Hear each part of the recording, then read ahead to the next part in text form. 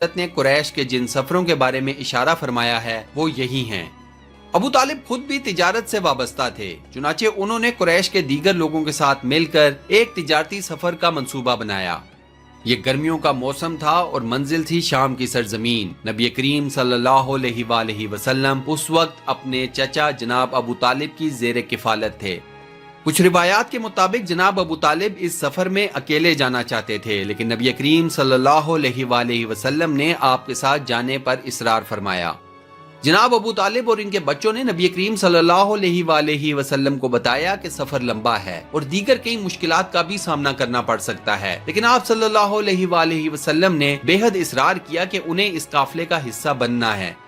جناب ابو طالب کو نبی کریم صلی اللہ علیہ وآلہ وسلم سے بے پناہ محبت تھی اور انہوں نے ہمیشہ نبی کریم صلی اللہ علیہ وآلہ وسلم کو اپنا بیٹا ہی سمجھا، چنانچہ بالآخر انہوں نے آپ صلی اللہ علیہ وآلہ وسلم کو ساتھ لے کر جانے کی حامی بھر لی۔ دوستو، یہ سب کچھ اللہ رب العزت کی طرف سے ہوا، کیونکہ اسی سفر میں پہلی بار نبی کریم صلی اللہ علیہ وآلہ وسلم کے نبی ہونے کی بات دنیا کے سامنے آئی۔ اللہ تعالیٰ نے نبی کریم صلی اللہ علیہ وآلہ وسلم کی نبوت کو دنیا کے سامنے لانا تھا۔ کیا آپ میری اس بات سے اتفاق کرتے ہیں؟ ہمیں کمنٹ سیکشن میں اپنی رائے ضرور بتائیں۔ تاریخ نویسوں کے مطابق یہ سفر 586 عیسوی میں کیا گیا۔ قریش کا یہ تجارتی قافلہ سفر کرتے کرتے وادی سنان پہنچ گیا۔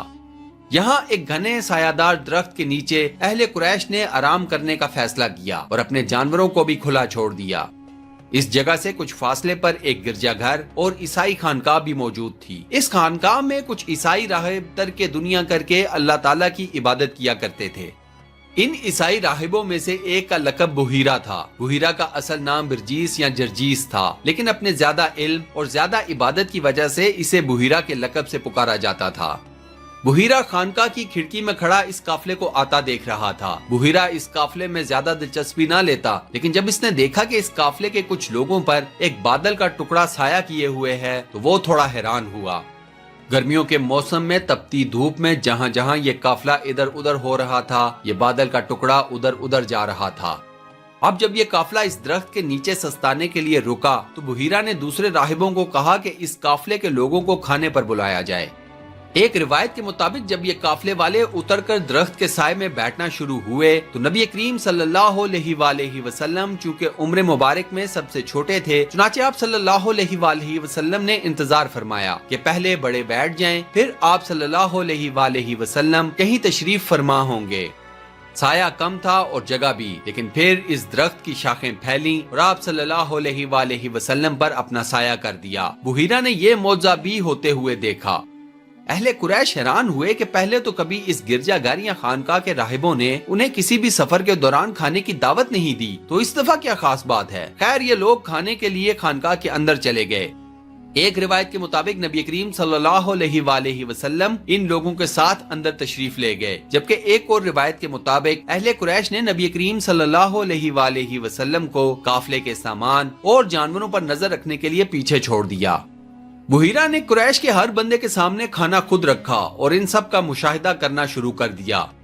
کہا جاتا ہے کہ بحیرہ کا اس خانقاہ میں قیام کا مقصد ہی آخری نبی کی تلاش تھی۔ وہ پرانے ویدوں، تورات اور انجیل کا عالم تھا اور نبوت کی نشانیوں کے بارے میں جانتا تھا۔ حضرت سلمان فارسی رضی اللہ تعالیٰ عنہ بھی قبول اسلام سے پہلے بحیرہ کے شاگرد رہ چکے تھے۔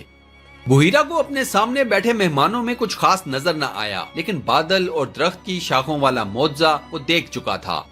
چنانچہ اس نے قافلے والوں سے پوچھا کہ قافلے کا کوئی فرد ایسا تو نہیں جو یہاں موجود نہ ہو؟ قافلے والوں میں سے ایک نے جواب دیا کہ نہیں، سب ہی یہاں موجود ہیں، لیکن پھر ایک دوسرا شخص بولا کہ محمد بن عبداللہ کو تو ہم پیچھے چھوڑ آئے ہیں، اور لات اور عزا کی قسم ہم پر لعنت ہو کہ اگر ہم لوگ تو کھانا کھا لیں اور عبداللہ بن عبد المطلب کا بیٹا بھوکا رہ جائے۔ یہ کہہ کر وہ شخص گیا اور نبی کریم صلی اللہ علیہ وآلہ وسلم کو اپنے ساتھ اس خانقاہ میں لے آیا۔ نبی کریم صلی اللہ علیہ وآلہ وسلم نے جیسے ہی خانقاہ کے اندر قدم رکھا تو خانقاہ روشن ہو گئی اور اب بحیرہ کی تمام تر توجہ آپ صلی اللہ علیہ وآلہ وسلم پر ہو گئی۔ نبی کریم صلی اللہ علیہ وآلہ وسلم کھانے پر تشریف فرما ہوئے تو بحیرہ آپ صلی اللہ علیہ وآلہ وسلم کے ساتھ بیٹھ گیا۔ اب بحیرہ کی توجہ کا مرکز آپ صلی اللہ علیہ وآلہ وسلم کی ذات اقدس تھی۔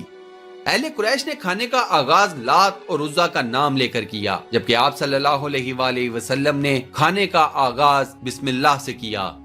اس کے بعد بحیرہ نے دیکھا کہ اہل قریش بات بات پر لات اور عزا کی قسمیں کھا رہے تھے، جبکہ نبی کریم صلی اللہ علیہ وآلہ وسلم خاموش تھے۔ بحیرہ کو آپ صلی اللہ علیہ وآلہ وسلم کی ذات مبارک میں نبوت کے شواہد نظر آ رہے تھے، لیکن وہ پہلے آپ صلی اللہ علیہ وآلہ وسلم سے کچھ سوالات کرنا چاہتا تھا تاکہ اس کا یقین تکمیل کو پہنچ جائے۔ بحیرہ نے نبی کریم صلی اللہ علیہ وآلہ وسلم سے کہا کہ میں تمہیں لات اور عزا کی قسم دیتا ہوں کہ جو میں پوچھوں اس کا صحیح جواب دینا۔ اس پر رسول خدا صلی اللہ علیہ وآلہ وسلم نے فرمایا کہ میرے سامنے لات اور عزا کا نام مت لیں، مجھے جتنی شدید نفرت ان سے ہے کسی اور چیز سے نہیں۔ یہ بحیرہ کے لیے ایک اور مضبوط دلیل تھی کہ بت پرست معاشرے میں آنکھ کھولنے والے اس بچے کو بتوں سے کس قدر شدید نفرت ہے، جیسے سیدنا ابراہیم علیہ السلام کو تھی۔ پھر بحیرہ نے نبی کریم صلی اللہ علیہ وآلہ وسلم سے ان کی نیند اور خوابوں کے بارے میں کچھ سوالات کیے۔ بنیادی طور پر بحیرہ کو آخری نبی کی نشانیوں کا علم تھا اور وہ ان نشانیوں کو پورا کر رہا تھا۔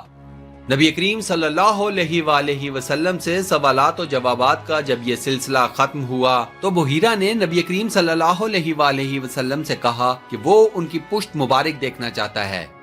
نبی کریم صلی اللہ علیہ وآلہ وسلم نے اس کی اجازت دے دی۔ بحیرہ نے نبی کریم صلی اللہ علیہ وآلہ وسلم کی پشت مبارک پر جب نبوت کی مہر دیکھی تو بحیرہ کا یقین مکمل ہو چکا کہ آپ صلی اللہ علیہ وآلہ وسلم ہی اللہ تعالیٰ کے آخری نبی ہیں۔ بحیرہ نے پھر جناب ابو طالب سے یہ سوال پوچھا کہ یہ لڑکا رشتے میں آپ کا کیا لگتا ہے؟ اس پر ابو طالب نے جواب دیا کہ یہ میرا بیٹا ہے۔ یہ جواب سن کر بحیرہ تھوڑا کھٹکا۔ اس نے پھر جناب ابو طالب سے سوال کیا کہ کیا یہ لڑکا واقع ہی میں آپ کا بیٹا ہے؟ اس پر جناب ابو طالب نے ایک بار پھر یہی جواب دیا کہ ہاں یہ لڑکا میرا بیٹا ہے۔ اس پر بحیرہ نے کہا کہ یہ نہیں ہو سکتا، میرا علم یہ بتاتا ہے کہ اس لڑکے کے والدین حیات نہیں ہیں۔ جناب ابو طالب نے کہا کہ ہاں یہ بات سچ ہے، اس لڑکے کے والد کا انتقال اس کی پیدائش سے قبل ہو گیا تھا اور کچھ سالوں بعد اس کی والدہ کا بھی انتقال ہو گیا اور یہ لڑکا رشتے میں میرا بھتیجا ہے۔ بحیرہ نے جب یہ تمام تفصیلات سنی تو جناب ابو طالب سے کہا کہ یہ لڑکا اللہ رب العزت کا آخری نبی اور آخری رسول ہے۔ اس کا نام اور دیگر کئی نشانیاں مقدس کتابوں میں درج ہیں۔ اس لڑکے کو واپس حجاز مقدس لے جاؤ۔ اگر رومیوں اور یہودیوں کو اس لڑکے کے بارے میں علم ہو گیا تو وہ اسے نقصان پہنچانے کی کوشش کریں گے۔ جب جناب ابو طالب نے یہ سب کچھ سنا تو انہوں نے اپنا سفر منسوخ کر دیا اور واپس مکہ کی طرف لوٹ گئے۔ قریش کے باقی لوگوں نے بھی بحیرہ کی تمام باتیں سنی، لیکن ان کی بدنصیبی کہ انہوں نے ان تمام باتوں پر کوئی خاص توجہ نہ دی۔ دوستو، نبی کریم صلی اللہ علیہ وآلہ وسلم اس صحابی درخت کے سائے تلے بہت زیادہ دیر نہ بیٹھے تھے، لیکن اللہ تعالیٰ نے پھر بھی اس درخت کو رسول خدا صلی اللہ علیہ وآلہ وسلم کی نسبت عطا فرمائی اور اسے ایک معجزے کا درجہ عطا کیا۔